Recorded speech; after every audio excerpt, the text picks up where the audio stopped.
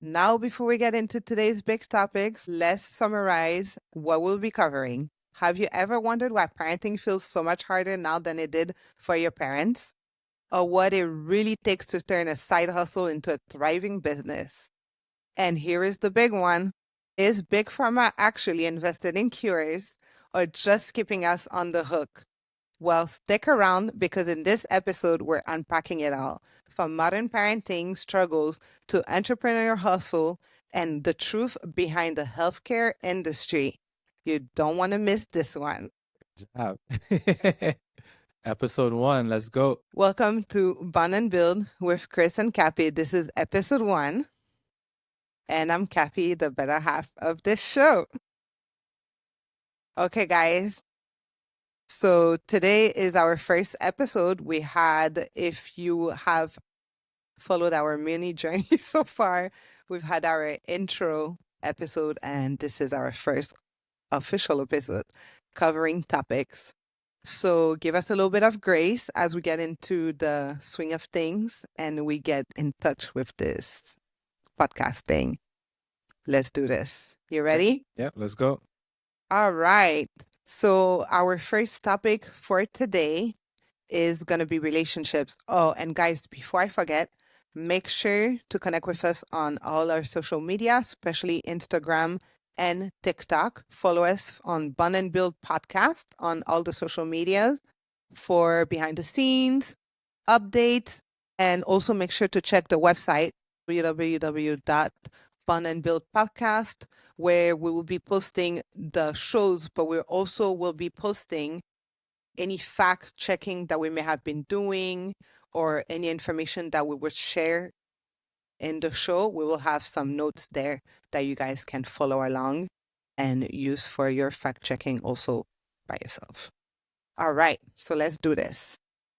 So today we are covering marriage relationships. The topic for that today is going to be parenting now versus then. So, back in the day, the way things used to work is it was more of it gets dark, bring your ass back home. So, but now it's just like you track your kids or you send them text messages, where you at, what you doing. And I guess it's more of there's a lot less freedom and you get to do whatever you want as a kid and be free, but now it's like the rules and you get angry and definitely a lot of less strict parent. Well, I guess you were strict back then, but different kind of strict, a good strict, I think, where you got beat for being home late or you came home with your clothes messed up or something. That's just different versus now. Now it's very laissez-faire. I think, yeah, but I think the difference also back then versus now is also the way life and the world is. Like even versus when I grew up versus when we raised Thai versus now, there's so much difference. And also I feel like we didn't have as much sexual predators back then as it is now. Now it's just terrible. Like if I had a child, like I would be completely scared of them growing on the outside.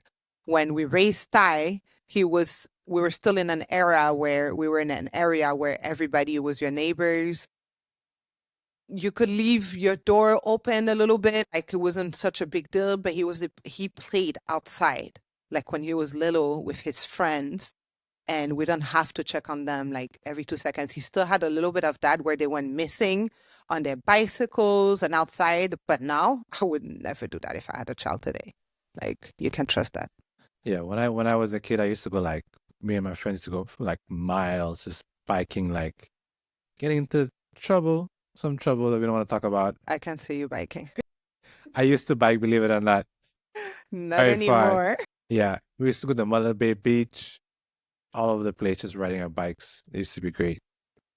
I think also like social media doesn't help. Like kids today live on their phone, and I think it makes you miserable. So like when we were younger, some example makes you feel like so old, but we weren't so full social media and stuff. We had like what was it, like MySpace and shit, and that was like even like a little bit older. So you didn't live on your phone, like you actually experience life. That's really No, what it MySpace is. was older because we were probably 18, 20, That's why I maybe. said, Yeah. so this even worse. And I'm not trying to give our age away. Although I guess it is what it is. But yeah, I think because we got to live your life and not everything was documented. And you don't have Oh, to do yes. people recording you every time you do something. Your life wasn't on social media.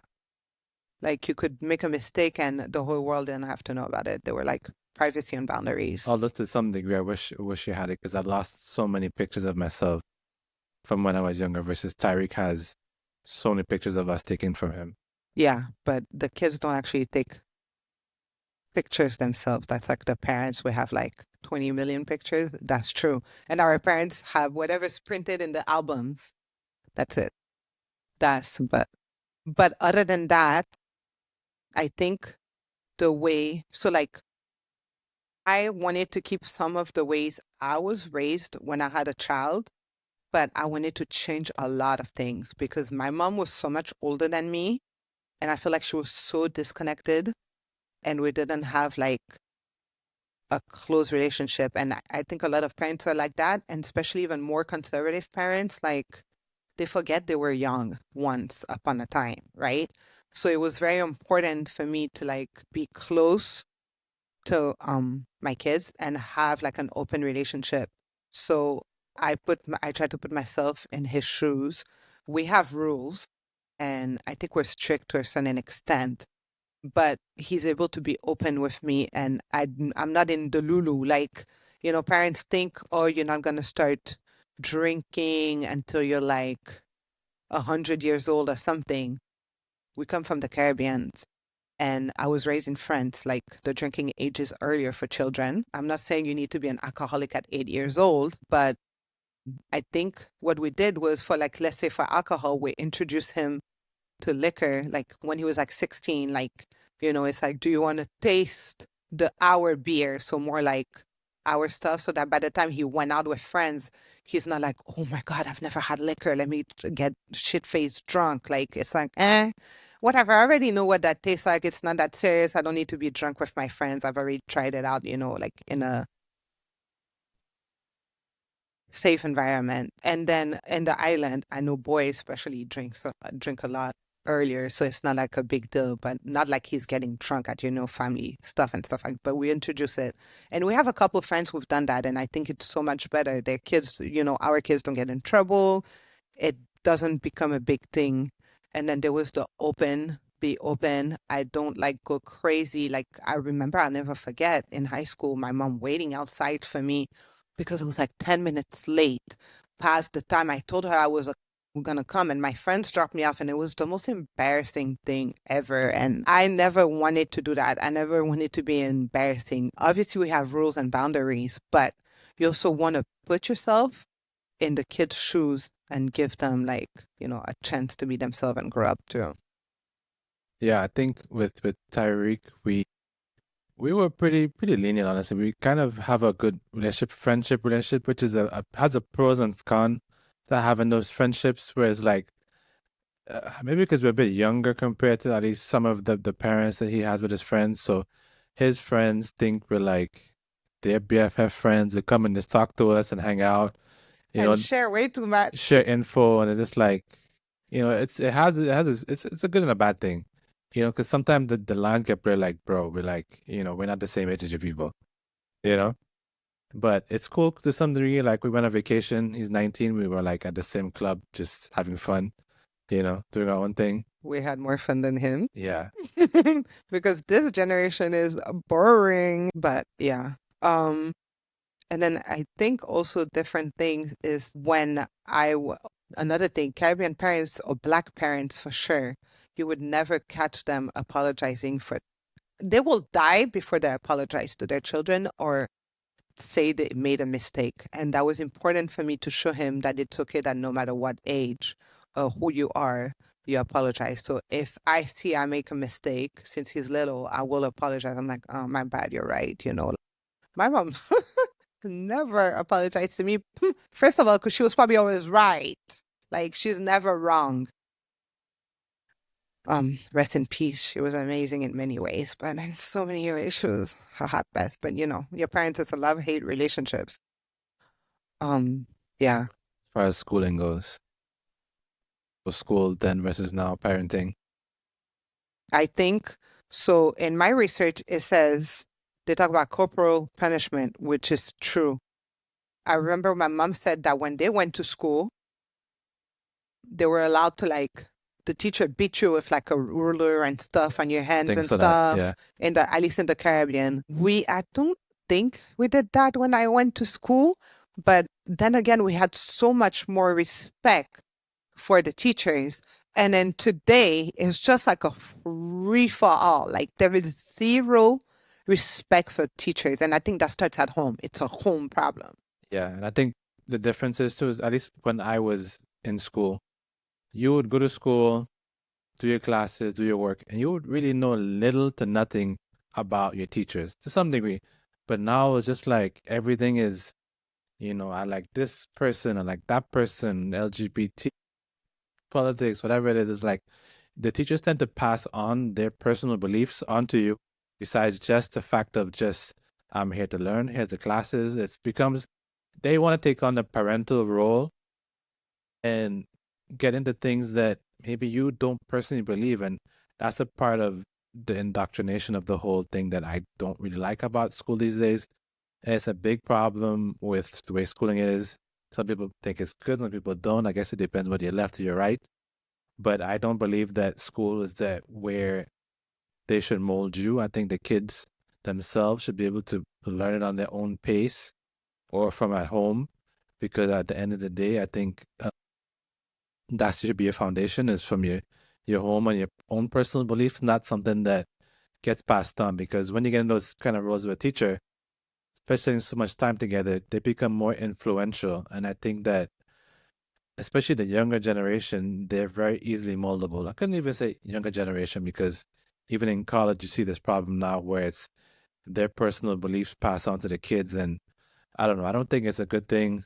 Maybe it's been happening for a very long time, but I think it's a problem that's happening across, all over the US, especially all over the world, I believe, where they're pushing certain values that would not have been there if they were never pushed. I also think the way teachers look now is a problem. Well, Like, yeah, um, I don't know about you, but all my teachers were like old and ugly, and now some of these teachers is just like, okay, yeah, like you live at the gym, you're not supposed to look like that, and some of the outfits are a little inappropriate, but that is a different story because it's more, I guess, parenting. But I think the parents are a lot less involved yeah. and they consider school like a daycare. Because remember, we have a friend. She said when she was teaching, she tried to have parenting meetings with the parents, and then the parent was completely uninvolved. She said, "That's your problem. From this time to this time, do not call me." Like it's your child. I think you would want to know and be involved. Like, no, I think there's a lot of issues at home. Well, I think that really depends. Honestly, at least for me, my parents were never really that involved as far as my daily activities and homework. Not to say that they didn't care, but I guess they were all busy working, and it was, I don't know. I think that I find the way that homework is, at least for me, is different how it is now. At least the way I was raised, my parents were never that involved in my homework per se. The biggest time they would see the changes in my work would be report card time. Other than that, it was not like a big checking of your homework. Maybe it was also a cultural thing education wise. Maybe because we're more educated Yeah, than previous generations. So to them, maybe, them looking at my homework would be like, they didn't nah, understand it. I don't understand the gibberish. You know what I mean? Because, back in that time, you were is not as much schooling as it is now. The careers, the different things that they learned, if they even really reached the college, that's another thing too. A lot of parents then don't do college, so their curriculum and understanding of things is a lot different from how it is today, who we are. Yeah, that's very true. And let's be realistic, at least for us, at when you reach a certain age, you don't remember all this stuff that was like 20, 30 years ago. Oh, that's So what happened with Thai when yeah, we had to do homework. at a Some of certain the stuff point, I was like, I was like, bro, you on your own. I can't help you anymore. oh, we need to get a tutor because this isn't gonna work. But so back, I guess, to parenting a little bit away from schooling, single parent homes have skyrocketed. Apparently, in the 1960s, we only had 8% of children who live in single home, and today is 25%. So yeah, like that has gone really up the wazoo. And then, oh yeah, that's Chris's favorite facts. The participation trophies. Culture today. You get a medal. You get a medal. Everybody gets a medal. Yeah. Sometimes coming home with like the stickers and a medal, and it was like, bro, you just showed up to school. Like, The best one was attendance. You have one job is to show up at school, bro. Like, why do we even get a certificate for attendance? I understand the need for it, but to get a medal, that's like it's like it's like yeah, it's like going to your job and then it's like, oh, you showed up today, good job. No, bro, you're supposed to be here. Like, I'm not gonna pat you in the back because you showed up to work today. No. Yeah, no. And then with technology, we were touching on the amount of time that kids spend on schooling. Even for us, it was so little back then compared to now. Like, this is kids today, like on TikTok, like, and parents, like, it's really bad. So I think that takes a lot from childhood, from family time, from everything. And I think parents start using it too early as a tool, as a babysitter. One thing what it does is it helps and it doesn't help at the same time, the socialization problems that we have with kids, because it's easier to make a friend with your phone and then with a person, and then it keeps it occupied. But at the same time, that's why we have the problem today where a lot of kids, they have anxiety, they can't make friends, they can't do it with people, Yeah, they can't socialize at they all. can't socialize. A lot of guys are not even dating as much as they used to. Like when I was young, I mean, I was kind of loose, like if you want to say it that way. But these days, like guys don't date. They, never really, experimented with the, stuff. Because they're not living in the real world. Maybe the guys in their 20s haven't even been with a woman yet. That's a different topic, but that's not how it used to be. No. At least You were once. losing virginities at what age back then? I don't know. 20. You don't want Oma to listen to this, huh? Okay, I'm old. And then family time has decreased, right? So, like when I was growing up, we ate dinner at the table every night at the same time, the whole family together. When Ty was growing up, we had him sitting at the table. Now I have to put sitting at the table together in my goal list for the year. But some people never have even done it. Like people don't eat dinner together. Like, and I don't know if I think it's a today thing and a cultural thing because in Europe, it's a very European thing to sit like dinner, like mealtime is like where you gather with friends, you take your time, you leave. Like it's more like a lifestyle thing. Where here, Americans are always on the go, on the go, on the go, on the go. Well, I think now too, I think everybody has a lot of different schedules compared to Europeans. Scheduling, I think, has been different, and that's why sometimes dinners become a bit harder for some parents sometimes, or the kids. Maybe you might want to go to the gym because you came off of work. I got to go work out. So then, maybe you'll make your food quickly, and then it's like, all right, I'm gonna go to the gym. So then, like, you eat your food, But I think it's important to at least have at Once least a week. once, twice, something a week to spend that time because that bonding time, it makes a big difference in the kid's life. And those little things you do now pass on to them and their kids. And then when you don't have it anymore, you're going to realize that you should have instilled that stuff because the stuff you didn't do with them, you're going to want it later in life that they do with you when you get older. Or with their kids. Oh, well, you said that. Yeah, it's a foundation. I think Yeah. it's very important. The examples you set is what they're going to follow. Yeah, exactly. And you brought up, yeah, the anxiety. Anxiety has soared over 20%, but that's since the thing that happened 5 years ago that we don't talk about, Bruno. Like that China was virus. that was a whole disaster. But I think, yeah, in general, parenting was a lot more strong back then, a lot more based on fear, although I still think that's still in Black We and didn't talk about that Caribbean much. family, but we didn't talk about it. And now today it's more like helicopter parents and don't touch the kids, or, they'll take your children for any little thing. And like everything is just like too much. There was a fact that I didn't know that I want to share because I told you when I read it, I thought it was crazy. It was about the school thing that schools now ban offensive games like tag, while past generation thrived on independence and resilience. How is tag offensive now? Like everything has become offensive. Everything has become canceled. And I think you know what it is? I'm trying to say it in a polite way because I know on some channels, like we're just, in a way, we're raising soft children. Like the kids are way too soft.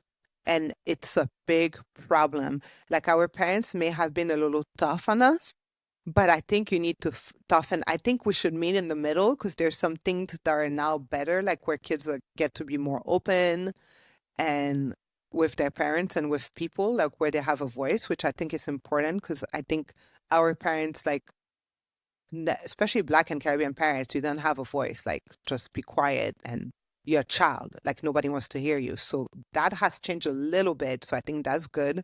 But we can't have such weak kids. What is it that it's Tony Robbins who says weak generation builds um weak times and then strong I think you're butchering the whole thing. I know what you're talking thing, about. but he has a thing. So because like it's not gonna work overall for like social life and for everything for the economy. The guys are just like everybody. We just need to bring But stronger it's people it's back.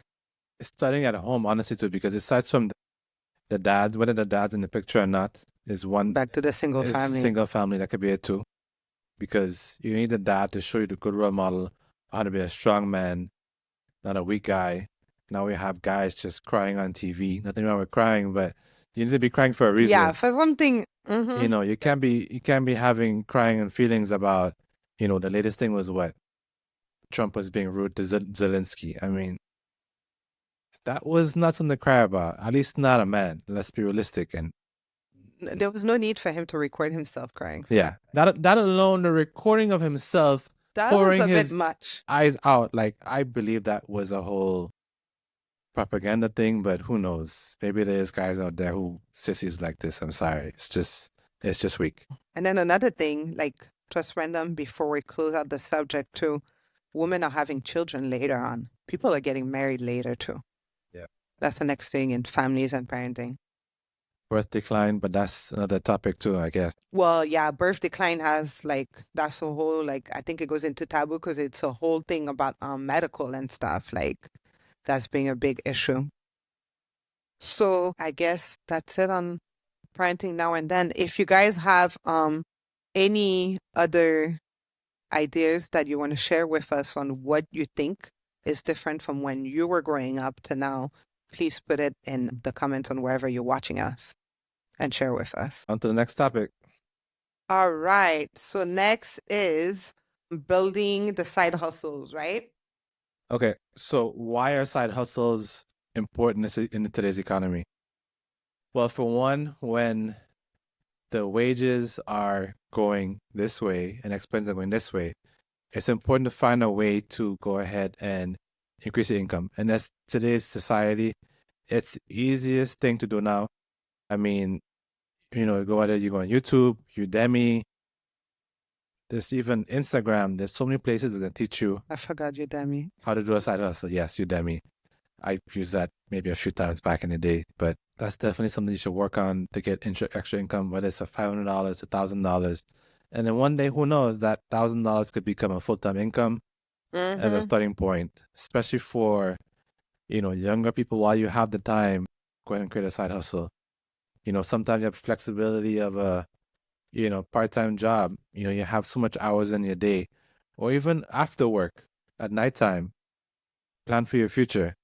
Whether it's graphic design or something with AI.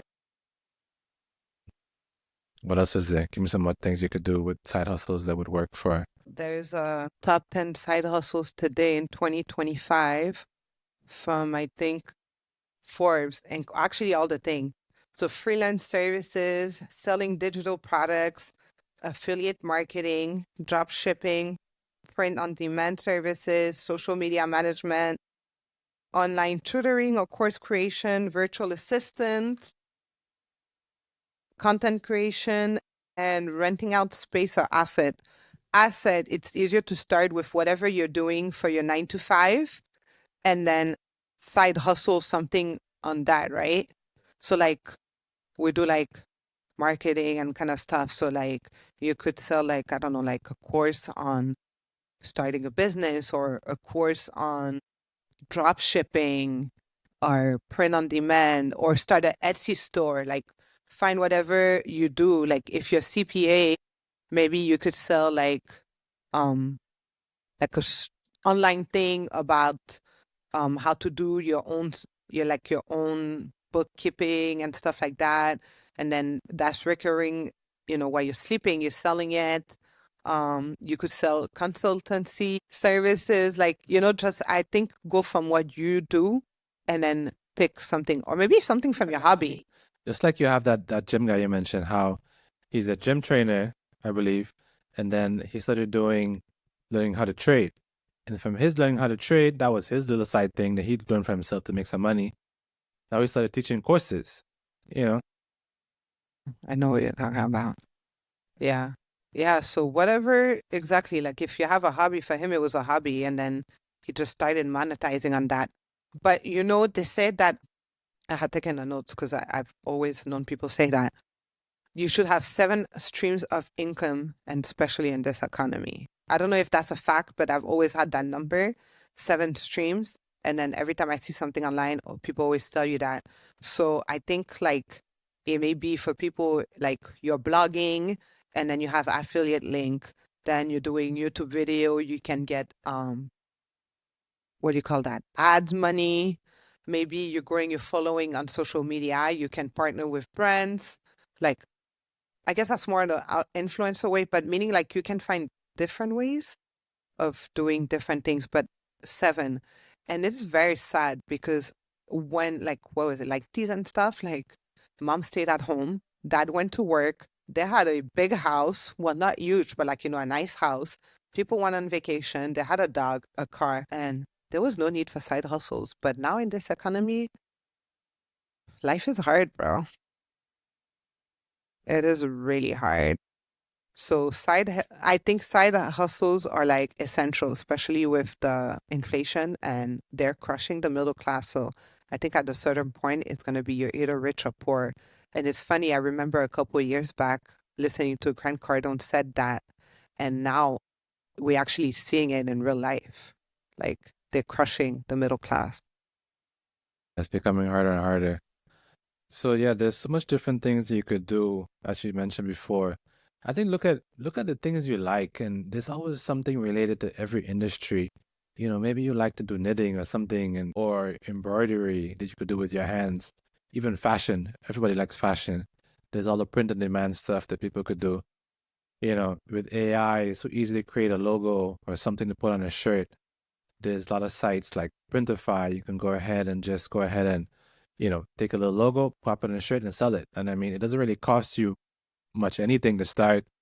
Nothing is going to be easy. Don't be fooled to think that you can make millions of dollars tomorrow. That's not really how it works. It does take time. I mean, some people, whether you believe it or not, some people do have that luck. I don't know how, but maybe just God has their back and they've It done. was their time. It was their time to just get things going because it's hard. The people take 6 months and they're like millionaires, but some others are like they've been years and grinding it out, and you know, God just has a different plan for people sometimes. Um, and like you said, like even for the fashion thing, like if you're good at fashion, you could also do like stylist, like for people like me.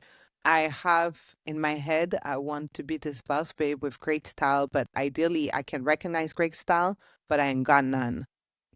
It's a good, like, so like you follow, like, and people have a need for whatever service you have. And I've realized apparently there's like a niche for everything, for like dude, you could be a foot model.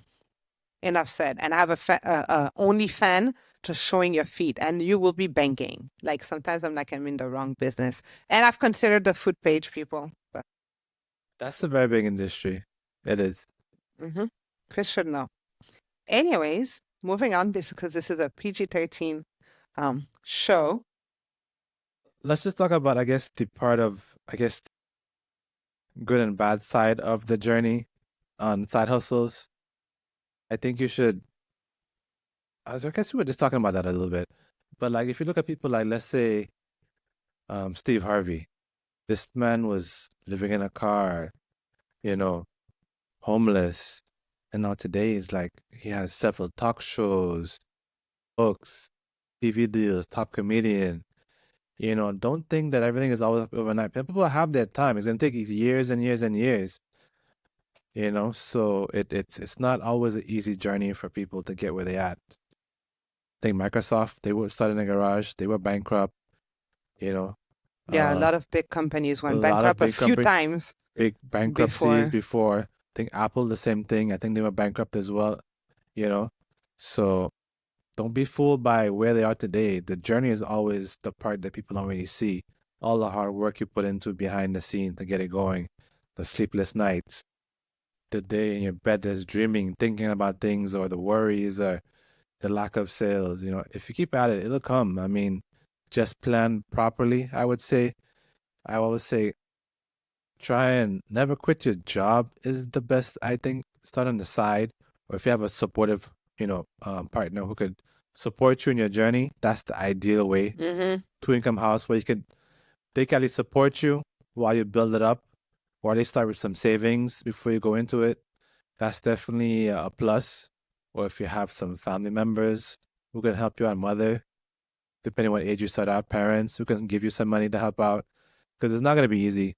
Don't think you go in and put a couple of Facebook ads and you're going to go ahead and get business. It doesn't work that way. Don't depend on your friends, family. They're your worst customers. They want the discounts. They But they don't have, ask Gucci for a discount. yeah, they don't ask which for that. Pepsi, nobody. They'll buy it, Starbucks, no problem. I'll spend my $10 for a stupid coffee, but to spend $10 on me is like, oh man, get for $5. No, I mean, I'm trying to build this business too. And I just want to make sure people understand this isn't like towards anyone. This is general. Like Yeah, nobody takes offense to this, please. Um, yeah, and I think don't wait for the perfect time. Just start it. And then even if you have kids, don't use that as an excuse because like we said, I don't know if you guys have listened to our introduction video, but if you haven't, when our son was small, like he went to trade shows with us, he passed out flyers, and actually it's a great gimmick. People love seeing the kids involved. Our vendors know our son. Some of our clients who we've had like for a very long time have seen him growing up because he's in the office, he's gone on deliveries, he's helping the back. So don't use kids as an excuse. Like just don't use kids as an excuse in life for anything. Like, like just don't like just start now. Yeah, and I guess manage your time, like like that Netflix time that you have watching TV, maybe switch it to make some money, especially in this economy, man. And like he said, keep your job. And at least if your job fires you, especially the way people are getting fired, like you have something. It might not cover all your bills, but it will give you a little bit of a better sleep, like a little peace of mind yeah. People always keep waiting for the perfect time, and in life, I've realized there's never a perfect time. for anything. Yeah, and it's the problem. What's stopping things from ever starting is always yourself. Is your personal mentality. You keep psyching yourself out. I mean, I know it's a hard battle to get over, but your worst enemy is yourself in all these situations. Cappy should know that. So what I've learned, and guys, that's like now, what is it that all these guys says? Done is better than perfect. So I have stopped trying to be a perfectionist. I try to do everything perfect. So because I wait for it to be perfect, it just never happens. So now I just do it and then I go with the flow and I put it out and it is what it is. Like it's bad, I'll fix it next time and I learn from it. And that's actually been very freeing, honestly. Yeah, I have to get on her case constantly about that to just keep processing. Is like, just keep it moving, buddy. Like this podcast, it took us so long. You would think that, it's an easy thing. We just having these debates all the time. Let's just put a mic in front of us. That alone has dragged along, whether it That's was, not true. yeah, it has And to then now some we degree. waited 3 weeks for technical support, Christopher. Yeah, and when technical support was finished, we still dragged another 2 weeks again. Anyways, Welcome to our life. So yeah, side hustles, guys, like start small, but just start. I guess that's what is it Nike said, just do it. just do it. Yeah, I guess that's like the takeaway from this. And in this economy, yes, like find whatever it is and just do it. We will go ahead and put this stuff in the website if you want to see a list of things to do. I mean, also, any far as any advice you guys want to have as far as business, definitely feel free to reach out to us, put in the comments any questions Yeah. as far as side hustles and stuff like that. I mean, we're in a lot of different industries. Well, I am, and with both of us, I guess, whether it's a graphic design, print on demand, printing services, web design, SEO, stuff like that. We could definitely help and answer questions and those concerns. So those are definitely areas we could definitely point you guys in the right direction. If it's a business you want to go ahead and start, reach out to us and we could point you in the right direction. All right. So I guess now we are moving on to Big Pharma versus finding cures. Is it all a scam? Okay, the controversial part of the conversation, Yeah. taboo segment. So this is our taboo segment for today, guys. I don't think it's all a scam, but it's a scam to a certain extent. And I have a lot of notes for this, so bear with me. Yes, this is our favorite part of the conversation. This is the rabbit hole stuff that she goes down into. If you guys didn't weren't on the intro podcast, this is definitely the rabbit hole. All right, we can go ahead and get started, I guess. All right, so the business model of Big Pharma is supposed to be about cures. And whether you believe in the drug industry or not, you can start with something controversial as far as, let's say, the whole cancer stuff. The thing about the cancer and Big Pharma to me is if there was actually a cure, there would be no money being made because then you could easily just solve it. But it's been how many years? At least 20, 50, 60, 100 years trying to solve the A cancer long degree. time. And I don't really know how far advanced we need to get to really figure this out, but I believe there's definitely a cure. And one of the cures, realistically, is not even Big Pharma. It's fixing your diet, fixing your food. Let's not get to the point where we have it. A lot of the foods, whether you believe it or not, but a lot of the foods have been linked to cancer. There's multiple studies that say X, Y, and Z, this food can cause cancer. But for whatever reason, as a society, we think, no, that's not possible. That happened to me. Everything starts in moderation. Sure, don't go crazy. Don't be the people who say, you know what, I'm not eating anything. If you eat a little bit of something, you'll survive. Hopefully, it doesn't. I don't believe that it's something will kill you overnight. But if you're eating, Burger King every day, McDonald's every day, having, Skittles with red number 40 dyes and stuff like that, yes, it's gonna have an impact over you. And sometimes people might say, oh, it's got mama, blah, blah, blah. Yeah, you got it from your mama because she grew you up on eating certain ingredients from young. So your immune system was and built up a certain way that causes these things over time. If you look at your mama and you, it's because she was giving you the same greasy food from the beginning, the fast food, the greasy different things that, build up in your system, in your arteries and everything that help prolong all these diseases. And that's one thing that all these companies love. If you look at who own all these companies, they're all the same owner.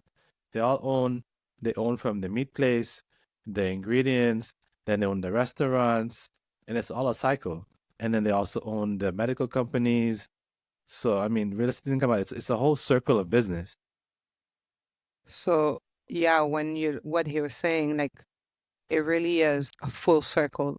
So like for example, like I had looked up, we had like a list, right? I have this list of companies like Nestle, Pepsi, and stuff like that. And Chris is like, what do they have anything to do? Like, people are not going to understand. But when you look, first of all those companies sells you the food, right? That you eat. And some of them own, by the way, like makeup companies and stuff like that. Basically, most of your big corporates are owned by like 6 people to begin with. That's not an exact number. I'm exaggerating, but like it's a very small circle who basically own all of it. So with the food, they own the food. They put crappy stuff in our food that they know that is crappy, but it's profitable. They make it in Europe, same company, with less ingredients and less dangerous ingredients, because in Europe, those ingredients are not allowed. In India, the ingredients get even worse because their government allows a free for all. But so that means that they're able to do it healthier, but because it's not profitable, they want to raise their profits in countries that will allow it. They put crap in ours that make us sick. So they get us sick with the food and with our products, beauty products, everything, right? So you're going to use it, put it on your body. By the way, you guys know that our skin is our biggest organ. So yes, your lotion and stuff, you're taking it all the crap through that. So you're eating the food, the coloring, like you said, that are now shown to cause cancer. Like we didn't know. Like I've been telling people that crap for like at least 10 years and they didn't know. If I knew it, they knew it. So you eat it. So they produce the food with the cancer stuff.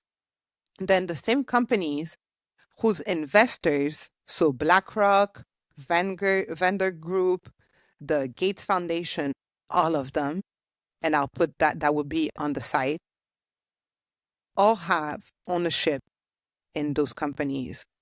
So it's just for profit. So they give you the sickness, then they're going to cure the sickness because all those investors are the same ones who are investing in the cure and in the medical.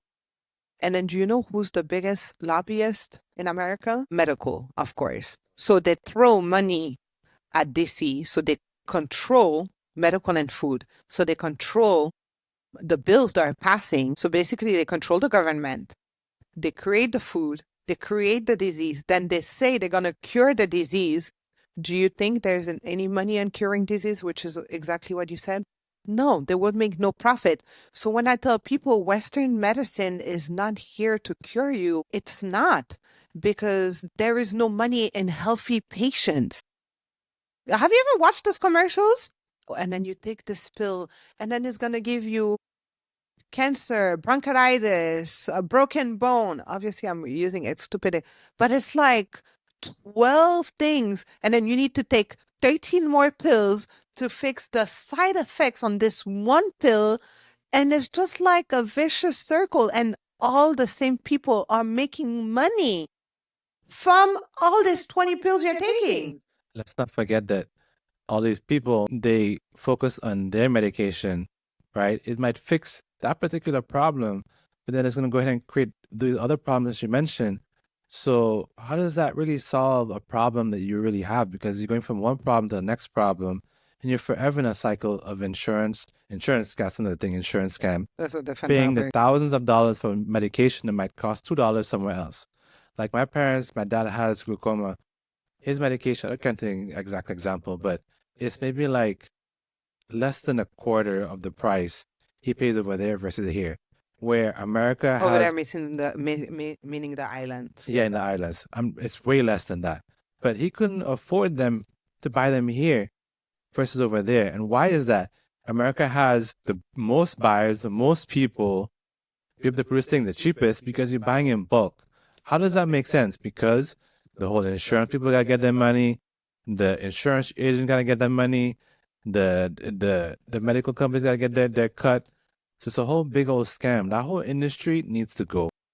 So also, I don't have the exact dates on that, but remember we watched that documentary on how modern medicine was started, right? So it was what's that family? the Rothschild or Rothschild? Rocket, I don't know, one of those families. We had medicine before used to be what basically God intended, right? I studied herbs. God put everything on the planet that we would need to fix, like, like if you're like nauseous, just have like some ginger, whatever. So we have everything put on earth that we need. So back in the days, medicine used to be holistic medicine. That was normal. And then when we started having the industrial era and stuff like that, they realized that they could tap into using oils, leftovers, and stuff like that, like profit. So they started using modern medicine. And then this one guy for them was like a marketing genius and really started like propaganda and then marketing and stuff. So they decided that if they could market their way of doing medicine, and the way they would do that is also by making holistic doctors look like charlatans, like crazy people, make them look like they were cuckoo people. Selling snake oil, Yeah. So as they like say. now, like those people are like crazy, and then we're bringing in science, but we're bringing in science using our products. And then he's the one who started medical schools. And then he said, we will grow, like the doctors will go to a medical school, which they will pay for, and you would get a degree, and then they will put out what we want them to put out, and the whole medicine industry was started. Is it 1,000% horrible? No, because if I break my arm, I don't want to fix it at home. I'm going to a doctor, to do it. But guys, like if you have a migraine, like stop throwing Advil at or Aleve at it. Like, like it doesn't fix the root of the problem. It covers it, and you have to take. I got so addicted to Aleve, trying to fix my period cramps, because it was so, I couldn't live with it. I would have to pop like 5 at a time because I was popping so much for the pain, and it wasn't working. I realized that something had to work better. That's when I started going down the holistic way. But I guess like that was like through yoga, and then my yoga in school introduced me to a holistic doctor, and then he told me to change the way I was eating, and I tried that. And now, like, I'm cramping right now. Like, before, I couldn't even get out of bed. Like, I couldn't function. And I haven't taken an Aleve in I don't know how long. I'm still struggling because it takes years to undo things but you have to research. You have to do better. Like, we need to stop relying on pills. Like, my mom used to take like 13 pills every day. Like, it was what, diabetes, cancer. Like, it was just one thing after the next. She lived until she was old, but like, was it like a good? Like, she was like broken, like medically. Like, it's like Chris's mom like medicates herself with like Vicks and stuff. Like, we need to like, and I can't say anything because that generation, they're too old to try to change their mind. Like they don't know any better. You're taught to listen to your doctor. Your doctor is always right. Do you know how many malpractice Yeah. lawsuits there are? Like, And that's talking about that already. That's the one problem right there with the whole doctor industry, as you mentioned. The doctors are trained to give you pills or injections or whatever it is, not natural things. Because you know why? A lot of the times too, they all get kickbacks, they all get paid for pushing products. We're the only company, well, I guess only country, one of the few countries that allow TV commercials for this drug, that drug. All these other countries don't allow it. Why? Because it's influencing. It's not even it's in their benefit because it's a trigger, it's a commercial like, oh, I need this drug, it'll fix me. But as you said, you're putting a band-aid into a problem. Yeah, it's not a good thing in the way that they deal with this stuff at all. yeah. And then we've learned too over the time that every disease starts in the gut. So if you can fix your gut, then you can fix most of your issues. And then a lot of the gut stuff can be fixed with food. Why are doctors not automatically trained in nutrition? That's why I was going with that. Yes, yes, yes. Like, yeah, why is that not mandatory? Yeah, the nutrition, the holistic way, as you said, that's the one thing that I wish doctors would be, well, some of them are, but I guess I wish they'd be more open to letting their patients go in different avenues of learning things because, if you have diabetes and all these different diseases or you're overweight, they don't really tell you, hey, stop taking this particular thing. The Cheetos, the whatever, is it's always different foods that you're eating that's causing all your problems, and it's your diet all the time. All the organic, non-organic, the pesticides in the foods, the glyphosates, all the different drugs that, I mean, I guess the problem with that also it would be it's a money thing to some degree because some things are necessarily not expensive. What do you mean, a money thing for like people? Yeah, I guess the poor people they have less options. That's a different kind of topic. But some places you do have the availability of getting groceries and grains versus or even I mean even like let's say Trader Joe's we go to. There's cleaner versions of products at the same price or For cheaper everything. for everything. They have there's Cheetos, but clean. Like, there's no reason it tastes decent.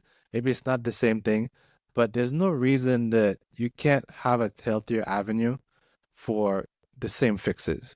Whether it's, whether it's the pizza, the chips, protein bars, start reading labels. I mean, if there's too much different weird things in there, it's probably not going to be good for you. But not only that, like just question things. And like some people look at you like you're crazy because like they're so brainwashed to believe 1,000% of what your doctor says that they think like you're crazy for telling them you can fix this with food. So 3 out of 4 women have a PCOS issue. Some of them don't even know. I was much older when I have found out I have fibroid, and I didn't understand why I was suffering. Every month I couldn't function, and throughout the whole time in my life, I just like was suffering all the time. And those food changes really help, but a doctor will never tell you that. When you go to your gynecologist and you tell them, what can I do for my fibroid? They'll literally tell you, go get some olive. They're not trained.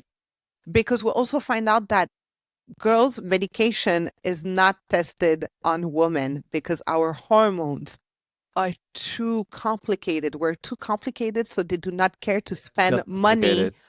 on testing for us. So they want to give us all this crap that's not even tested on women. Like it's not for us.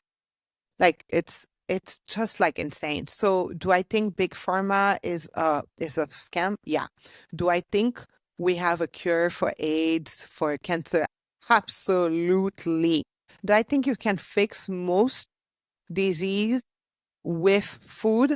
Absolutely. Do I think it's easy? Absolutely not. That's where the key comes in. Not. Changing your habits, changing your food is a very big part. It's easy to pop a pill than to go ahead and start, going to the gym or changing your diet, eating less bread, you know, Reading labels. reading labels. Should I cut this particular product that I love eating? Maybe you're lactose intolerant, then you change to this type of milk. It's different little things that you could be doing. Try to get more organic milk because the regular milks have a lot of different ingredients in there. If you do the studies, I mean, they're in there that there's different things that should not be in your milk that's not good for your body. All those things do what? They go into your gut, they create a problem in your stomach, and you say, oh, I don't know where this came from. Bad habits in your gut. Do you take, different probiotics to help with your gut issues? You probably don't because you know what? Your doctor never told you this stuff. All this stuff is holistic things that you learn online to do more natural things at home. A couple little blood tests and stuff like that can help you see, things you maybe you're allergic to certain products that you didn't even know. But no, they're gonna Even tell you take fruits some. and veggies. They're gonna tell you take some drug or whatever it is. It's natural. No, it's not natural. It's something that you're doing that needs to be changed. If you get headaches every day, it's probably something in your diet, your environment. Maybe I it's slow on my caffeine when that happens to me. yeah. Over caffeinated, All right. apparently. She used to have a caffeine daily, but you know what? Me doing my research for her because she's a little toddler. I had to control her coffee No, he intake. just wants to act like the Gestapo. Whatever. Yes, I guess. Not see my coffee. So yeah, different little things that you shouldn't be doing, affects your day. Like simple little things like coffee. Coffee can affect our hormone. So I read right now we do once, only weekends only versus daily coffee. And now she's at a point where too much coffee just affects her like a certain way. She gets headaches. Yeah, you have to also listen to your body. Like the more research and the more you understand things, you'll learn to listen to your body and see what doesn't feel right either. Um, but look, what are the top 10 processed food ingredients that contribute to cancer? Nitrates and nitrates, artificial sweeteners, trans fat, refined sugar, artificial food coloring, acrylamide, sodium glutamate, BHA, sodium benzoate, and hang with me, I have a point in all this. Sodium and high sodium salt. So, right? So we know those stuff cause cancer. What do you find nitrate and nitrate in? Like, I'm not reading the list, but I know it's in bacon because I know I like bacon. And when I learned about those, we watched a documentary on that. I started looking for bacon that was clean and didn't have nitrate and nitrate. You don't need to have it, but they go out of their way to put it. And I forgot why. But if you don't need to have something, why is it in it? I shouldn't have to read a label to make sure it doesn't have nitrate and nitrate for something that's going to kill me. And my point in this is that the companies know it, but they don't care because they want to make it cheap and they want to make it in volume. Artificial sweeteners, it's in freaking everything, in the candies, in the dessert, in the sodas. They know it's bad. Do you know they have a Pepsi with cane sugar? By the way, it tastes so good.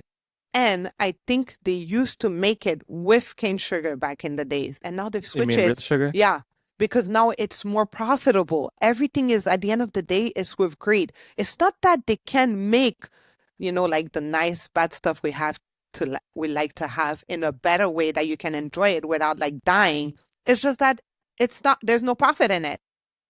Just to get on that topic, it's greed, but it also because of the whole stock market is the problem. That's another issue. A lot of companies change when they go public because then they For have the to, shareholder. for the shareholders, a responsibility to change, increase. It's either you get more sales or you can decrease expenses. What's easy? Throw some cheap junk in there. Oh, you made, X amount percent more. Why? Because all you do is change the crappy ingredients. Like I was saying with the sugars. Why do we need 10 different sugars in one product? Why? What is that going to do? It's insane. But then it keeps you, sugar is one of the most addicting It's like drugs. cracks. Yeah. So it keeps you addicted. So that means you're gonna keep having more. It's just like chips. You can't have just one chip. You're just gonna end up eating the whole bag. So it keeps going. And then is the marketing of it. Then they put it in food desserts. Desserts? That's it, right? Sorry, work with the Franglish guys. Food deserts. I didn't even know that was a thing. So apparently in um low income areas, people can even find like a decent supermarket with like fruits, veggies, and stuff like that. So they have like bodegas, whatever. They have like little stores. And then obviously that's where they want to push their 2 gallons of sodas, their chips, their stuff that they make their profit on, but are gonna kill you. So now your children are growing addicted to it. And then there was that one sorry, it's just a lot. Then there was the one documentary we saw in Brazil or one of them countries, the McDonald's guy goes to the children's school. They sponsor the school so that they tell you, the documentary was to show you that if they can get the kid as soon as a toddler to recognize and love McDonald's, they have a customer for life. Yeah, they have the kids drinking soda at For like the 1 year Coke. old. Like that is insane. It's crazy. So they have a customer for life. So they're sponsoring school in those low in those third world countries and low income here. That's where they put all their money because they know those people and it's not fair. Those people don't have the money, don't have the time. Like if I'm a single mother, I live in the ghetto. I don't have any resources. I don't have a village to help me raise my child. I don't have time. I need to just put food on the table and pay bills. I don't have time to sit around like someone who's rich or stay-home wife and do the research into what's better for my kid. I'm just going to take whatever's there people always think the government, there's no way their government is going to try to kill them. No way. Like, the government is for them. It really isn't. So they just go with whatever is on the shelf and they think it's okay. And then they don't understand why their joint hurts, why their children are obese, why the kids can't function because sugar causes ADHD. Like, it's bad for the children's brain. Like, they don't understand why they have this cycle of sickness and they don't have the time to research or the education. And then they just messed up people for life. It's evil. Yeah, back to the same thing about the bodegas. The problem is with that situation is it's the fruits and vegetables. I mean, all you're gonna go and eat processed foods. Maybe you have a meat, maybe you have a rice. What about all the different nutrients your body needs? You're probably not gonna take any vitamins, whether multivitamin or anything like that. So all those bad habits that it's built on your environment, and a lot of places don't serve vegetables with their food. So all you get is a meat and some sauce, some rice, a macaroni pie, something like that, which is all great, but your body needs certain things. When you become deficient, is where you start getting different problems, and whether it's you're tired, you get the headaches, it's because your body is lacking certain things that it's not getting, and you're not pay attention that your body is telling you there's a problem. If you have a headache, something, whether it's stress or Water, water be intake, something like that, dehydrated. dehydrated, your body always tells you something's going. If your Mm-hmm. different parts of your body is getting fatty or something weird, your body shows you signals that something is going on, and popping a pill in the sense of a drug is not gonna fix it. You need to fix certain things in your diet, wash it out, and work with your body holistically to change everything out over time, of course. But yeah, it's really an education and an education problem and miseducation from the government and the people who are supposed to have our back. Like, look, top, and this will be on the, like, you guys probably can't see, but I'll put it on the site. The top pharma industry contributor, Pfizer, is like the biggest one, and they contributed to 994 candidates over a little bit under $1 million. Why are these companies, like, America is like so crazy with this lobbying thing? Why are these companies allowed to give money? And supposedly it's not changing votes or passing bills towards them. Like, it's just like one big vicious cycle, guys. So yeah, I'm all for Maha. Like, let's make America healthy again because, like, you go on vacation to Europe and I'm sorry, like, you go to Italy, you eat all the pastas and your stomach don't hurt. We went to Italy. I didn't eat a lot, but I had pasta like daily. And I mean, you walk for life too. Like, everything's a stairs and like a lot of walking. But I didn't gain any weight. I thought I was going to be bloated and gaining so much weight. I didn't gain any weight because Europe got it right. Like, you can't put crap in their food. The food tastes different. It tastes like it should actually taste. The vegetables like are amazing. And the pasta ingredients are like, what is it? The durum Flour. flour. So it's easier on your gut. Like, like sometimes people, like, now after realizing, like, after we started learning about food and everything, I look at obese people and like we judge people on their look, and sometimes people are just not sitting at home eating bonbons, like, and getting fat. They may be just like, they may have a hormone issue, and that's happening a lot more now, and they just don't know it. They might be eating healthy, but their hormones are all messed up, and that's because of what's in our food, not because they're just like fat asses and we're judging people who are not even necessarily doing wrong. And if you've noticed, it wasn't like that before, because if you look at pictures of Americans in the 50s, like, everybody was like slim and healthy. And then they started changing the food. The food wasn't always like that. It's just getting worse and worse. And you see it now, like the increase in numbers of obesity in children. It's just sad. Or even things simple as like, things like depression. Depression, easiest thing for depression is popping some drugs and stuff with, fixing your gut health issues. Or even there's more natural medication you can take, like different mushroom pills you can take mushroom coffee to help with these mood swings. There's other natural things that help your body versus, addictive chemical drug that's gonna have you hooked for life. Not everything has to be an extreme. Like even for her cramps, you could take stuff like turmeric. It's a natural thing. Anti-inflammatory. Anti-inflammatory. Different foods can help with those inflammation you have, even for the headache. Figure out there's certain different things you could do more naturally versus taking in a Aleve or Advil or one of those drugs that can have other effects in your body too, thinning out your blood or whatever different type of things it does, you know? And you don't have to start like all the way crazy, I think. Like you don't have to, I mean, in this economy, you don't have to go crazy with organic. Like you can start small, like just get some vegetables and just like wash them with some apple vinegar and some, what's the white powder? Baking soda? Baking soda, or just the apple vinegar, or just the baking soda mixed together. Just make sure you cleanse it well because, of course, there's pesticide on our veggies and fruits because why not just add an extra thing to kill us while you're at it? Mr. Bill Gates, what is it? Apple peel or something like that? Yeah. That they add on top of the products that Well, that's a new one. permanently seals in the foods. Yeah. So, like, just make sure to clean it. Like, just start at least with some kind of veggies and fruit. And it's very simple. Basically, like, if it's on a shelf and the expiration date is like 5 years from now, it's probably not the best thing for you, right? Is a McDonald's and stuff Yeah, like that that. doesn't expire. So you want like at least a little balance. Like, I'm not saying like we're not like perfect eaters, far from.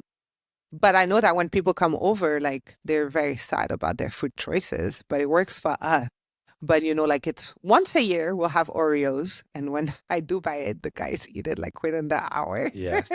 Because they don't know what to do with themselves. So I think it is a balance, but they have like better version of things, but not everything you eat should come from a can or in a shelf. And I mean, guys, everybody makes it seem like it's like this hard, but The it's not. oils, change your oils ASAP. Yeah, seed oils. But what I also wanted to say is like from time to time I'll post that like our breakfast, and I buy everything organic. Our breakfast costs literally probably like $5 per person. And it's like healthy. We start with protein, heavy protein, organic, clean. Like organic and clean doesn't have to be expensive. You just need to know where to shop. Aldi, Trader Joe's. You can find some good stuff at Whole Food, Costco. Like you just need to learn how to shop and it doesn't have to be expensive. But yeah, seed oils. Please, guys, do not use canola oil. It's like an extension to your car oil. And I am not even kidding.